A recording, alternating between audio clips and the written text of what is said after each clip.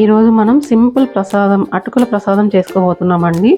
మనం నైవేద్యంగా పెట్టుకోవాలన్నా ఎప్పుడైనా మనం స్వీట్ తినాలనిపించినా కూడా ఫాస్ట్గా చేసుకోగలిగే స్వీట్ ఇది.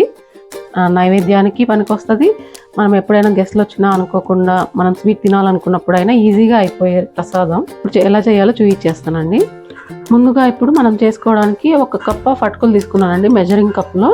ఇప్పుడు దీన్ని మనం ఒకసారి వాష్ చేసుకొని నానబెట్టుకుందాము.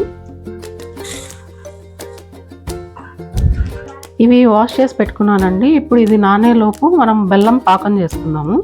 ఇప్పుడు బెల్లం కరగబెట్టుకోవడానికి 1/4 కప్పు వాటర్ వేస్తున్నానండి. 1/4 కప్పు బెల్లం వేస్తున్నాను. మనం తీసుకున్న అటుకుల కప్పుతోనే ఆ మెజరింగ్ కప్తోనే సేమ్ 1/4 కప్పు వేస్తున్నాను బెల్లము. ఇది కరిగిన తర్వాత ఫిల్టర్ చేసుకుందామండి.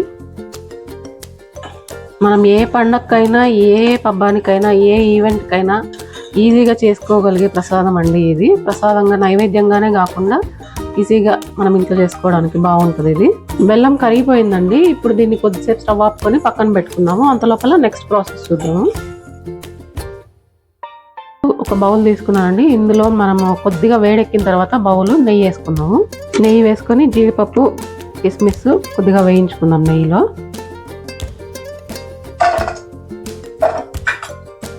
కొద్దిగా ద్రాక్ష కొద్దిగా పొంగేదాకా వేయించుకుందామండి. ఈ మాత్రం వేయితే సరిపోద్దండి. ఇప్పుడు కప్లోకి తీసి పెట్టుకుంటున్నాను సపరేట్గా. ఇప్పుడు మనం నట్స్ వేయించుకున్న గిన్నెలోనే ఇప్పుడు బెల్లం పాకము ఫిల్టర్ చేసుకుందామండి. ఏ డస్ట్ రాకుండా ఉంటుంది. ఏమైనా నలకలు ఉంటే అవి దీంట్లో వెళ్ళిపోతాయి అన్నట్టు ఫిల్టర్ చేస్తున్నాను. ఇదిగోండి ఫిల్టర్ చేసేసుకున్నాను బెల్లంని, నలకలు ఏం లేకుండా. ఇప్పుడు మనం అటుకులు వేసుకుందాం కొద్దిగా వేడెక్కాక. ఇప్పుడు అటుకులు వేసేసుకుందామండి. ఇందులోకి కొద్దిగా వేడెక్కింది పాకు. ఈ పాకు కొద్దిగా వాటర్ అంతా ఎవాపరేట్ అయిపోయి అటుకులు దగ్గరకు అయ్యే వరకు మనము కుక్ చేసుకోవాలండి. ఇది సింపుల్ ప్రసాదం అండి. ఈజీగా చేసుకోవచ్చు. పిల్లలు కూడా చేసేస్తారు ఈజీగా. మనం ఒక్కసారి చూపిస్తే చాలు. ఇది ఒకసారి బాగా కలుపుకుందామండి. ఇది కొద్దిగా కుక్ అయిన తర్వాత మనం కొబ్బరి యాడ్ చేసుకుందాము. 1/2 కప్ ఆఫ్ కొబ్బరి, పచ్చి కొబ్బరి అండి, ఎండు కొబ్బరి కాదు కదండి. కొద్దిగా మెత్తబడి ఉంటాయి అటుకులు. ఇప్పుడు మనం కొద్దిగా ఉడక పట్టాక కొద్దిగా తిక్కనైనాక కొబ్బరి వేసుకుందాము. అప్పుడు ఫ్లేవర్ చాలా ఎన్హాన్స్ అవుద్ది. పచ్చి కొబ్బరి వల్ల టేస్ట్ చాలా బాగుంటుంది, మధురంగా ఉంటుంది. ప్రసాదాలకి చాలా సూటబుల్ అండి పచ్చి కొబ్బరి కూడా. ఈ బెల్లము అటుకులు మొత్తం కొద్దిగా తిక్క అయ్యేదాకా ఉడికించుకుందామండి.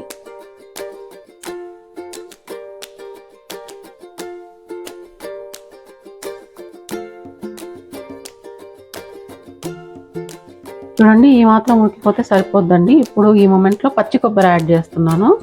పచ్చి కొబ్బరి ఇప్పుడు వేస్తేనే టేస్ట్ బాగా పట్టుకుంటుందండి, ఫ్లేవర్ టేస్ట్. ఇది 1/2 కప్ వేస్తున్నానండి. మనం అటుకులు తీసుకున్న బౌల్తోనే 1/2 మెజర్మెంట్.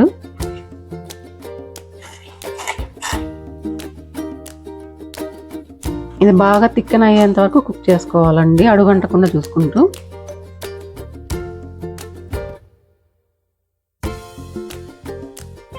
మీరు ఏ బెల్లం తీసుకుంటారో దాని స్వీట్నెస్ని బట్టి, మీరు తినే స్వీట్నెస్ని బట్టి అడ్జస్ట్ చేసుకోండి బెల్లంని క్వాంటిటీని.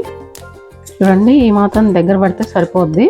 ఇప్పుడు మనం ఇలాచి పౌడర్ యాడ్ చేసుకున్నాము.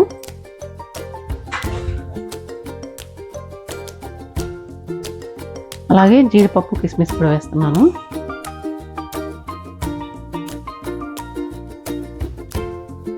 ఇప్పుడు ఒక్కసారి మనం కలిపేసుకొని ఆపేసుకుందామండి.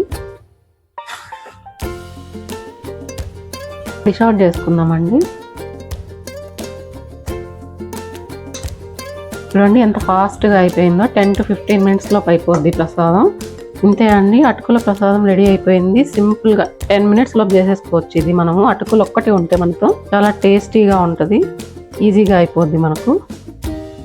ఇంతవరకు మీరు టైం స్పేర్ చేసి ఎవరైతే వీడియో చూస్తున్నారో మీకు కనుక నా వీడియోస్ నచ్చుతున్నట్టయితే ప్లీజ్ లైక్ చేయండి, షేర్ చేయండి, సబ్స్క్రైబ్ చేయండి, కామెంట్ కూడా చేయండి. ఇదిగోండి కమ్మనైనా చల్లనైనా ఫాస్ట్గా అయిపోయే టేస్టీ ప్రసాదం అండి. నైవేద్యం గుళ్ళలో మనకిచ్చే నైవేద్యం టేస్ట్తోనే ఉంటుంది. ఇది మనం ఇంట్లో సింపుల్గా చేసుకోవచ్చు. ఇది మన కడుపుకి చల్లగా ఉంటుంది, ఒంటికి హాయిగా ఉంటుంది. మనం నైవేద్యంగా పెట్టుకోవచ్చు. ఇంట్లో ఎప్పుడైనా మనకి చేసుకోవాలనుకున్నా చేసుకోవచ్చు అండి. సింపుల్గా ఎలా చేసుకోవాలో చూసేద్దామండి. ఇప్పుడు మనం ఉడికించి పెట్టుకున్న అన్నాన్ని ఒక ప్లేట్లోకి తీసుకుంటున్నానండి. నేను మెత్తగానే ఉడికించుకున్నాను ఆల్రెడీ. ఒక గ్లాస్ ఆఫ్ రైస్కి రైస్ గ్లాస్తో 3 విజిల్స్ పెట్టుకున్నానండి. మీ రైస్ని బట్టి మీరు కుక్ చేసుకోండి. దీన్ని వేడిగా ఉన్నప్పుడే ఇంకొంచెం స్మాష్ చేసుకున్నామండి. నేను గ్లాస్తో స్మాష్ చేస్తున్నాను. పప్పు గిత్త అయినా ఏ స్మాషర్ అయినా యూజ్ చేయొచ్చు మనం. ఈ దద్దోజనం మనకి వైష్ణవాలయాల్లో బాగా ప్రసిద్ధి చెందిందండి. మంచిగా ఉంటుంది అక్కడ ప్రసాదం. అక్కడ చూసి తెలుసుకున్నాను, ఎలా చేయాలో నేర్చుకున్నాను. దాని టేస్ట్ని బట్టి చూసి నేర్చుకున్నాను. ఏ పండగకైనా కూడా మనం ఇది అద్భుతంగా ఉంటుంది టేస్ట్. మనం ఇంట్లో ఏ అకేషన్కైనా సరే, పూజకైనా సరే, నైవేద్యానికి చాలా బాగుంటుంది టేస్ట్. కమ్మగా ఉంటుంది.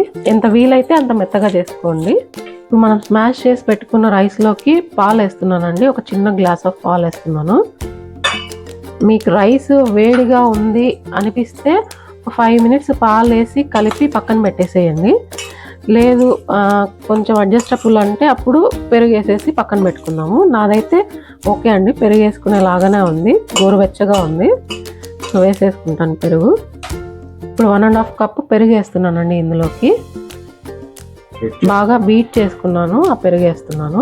బీట్ చేసి పెట్టుకున్న పెరుగు వేస్తున్నానండి 1.5 కప్పు. ఇది బాగా కలిపేసుకొని పక్కన పెట్టుకుందామండి. మనం పాలు వేయడం వల్ల కమ్మదనం వస్తుంది రైస్కి. పులుపు ఎక్కదు. ఒక 4-5 అవర్స్ అయినా పులుపు ఎక్కదండి రైస్. అందుకోసం పాలు యాడ్ చేసుకుంటున్నాము. ప్రసాదానికి కాబట్టి పుల్లగా అవ్వకుంటేనే మంచిది. ఎవరికైనా నైవేద్యంగా ప్రసాదంగా ఇచ్చినా కూడా టేస్ట్ పులుపు ఎక్కకుండా ఉంటుంది, బాగా కమ్మగా వస్తుంది పాలు వేయడం వల్ల. ఇప్పుడు బాగా కలిపి పెట్టుకున్న పెరుగు పాలు కలిపి పెట్టుకున్నాం కదండి. ఈ రైస్కి ఒక 5 మినిట్స్ రెస్ట్ ఇచ్చేద్దాము. అంతలోపు పోపు రెడీ చేసుకుందాం మనం.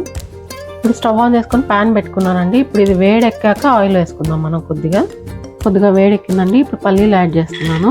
ఇవి కొద్దిగా వేగిన తర్వాత మిగతా పోపు దినుసులు యాడ్ చేసుకుందాం మనం. ఇప్పుడు ఆవాలు యాడ్ చేస్తున్నానండి. అవి కొద్దిగా చిటపటలాడిన తర్వాత మనం మినపప్పు, శనగపప్పు వేసుకుందాం. శనగపప్పు వేస్తున్నానండి. పల్లీలు కొద్దిగా పచ్చిగా ఉంటాయి కనుక ఫస్ట్లో యాడ్ చేసుకున్నాను. లాస్ట్లో వేస్తే అవి వేగవు సరిగ్గా. మినపప్పు వేసాను, మినపప్పు కూడా వేసానండి. ఇప్పుడు జీరా వేస్తున్నాను.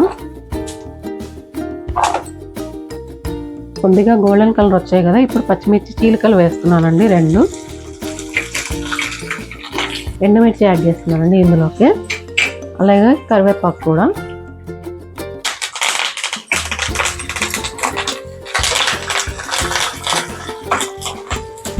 చూడండి, ఇలాగ మంచి గోల్డెన్ కలర్ వచ్చిన తర్వాత ఆపేసుకోవచ్చు మనం స్టవ్ని. జీడిపప్పు వేస్తున్నానండి. ఇందులోకి ఇప్పుడు ఉప్పు యాడ్ చేస్తున్నానండి. తగినంత ఉప్పు యాడ్ చేసుకున్నానండి.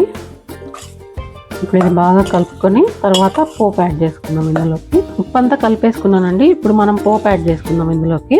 ఇప్పుడు ఇది కలుపుకుందామండి, లైట్గా కలుపుకుందాం. పచ్చిమిర్చి, ఎండుమిర్చి వేయడం వల్ల మనకి ఫ్లేవర్ బాగా ఎన్హాన్స్ అవుతుందండి.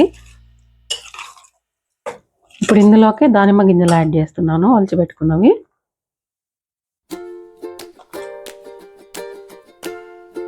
కలుపుకుందాం. ఇప్పుడు బాగా కలుపుకుందామండి. ఇప్పుడు బౌల్లోకి తీసుకుందామండి.